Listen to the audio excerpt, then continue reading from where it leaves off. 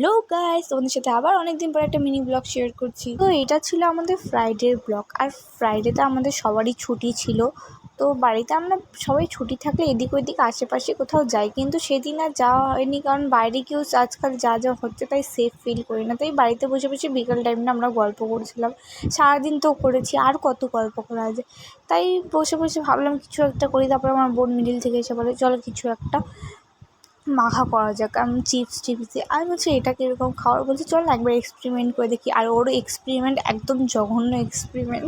আমরা 1-2 বার খেয়ে এটাকে তারপর ওকেই দিয়ে দিচ্ছি। এত বাজে ছিল, এর থেকে তো অন্য কিছু খেলে আরও বেটার হতো। তো ওই লাস্টে এটাকে শেষ করেছে। গান শুনতে শুনতে এখানে বসে বসে খাচ্ছিল। আর আমাদের তো খিদে পাচ্ছিলো, ভাবছিলাম আর কি খাওয়া যায়। তারপর লাস্টে দোকানে গেলাম, আর দোকানে গিয়ে দেখি সব কিছু শেষ। লাস্টে চাউমিন পেয়েছি, চাউমিনই নিয়ে আসছি। এদিকে ও চাউমিনটা মেরে দিল। এটাই ছিল তোমাদের সাথে শেয়ার করা। See you in the next blog. By.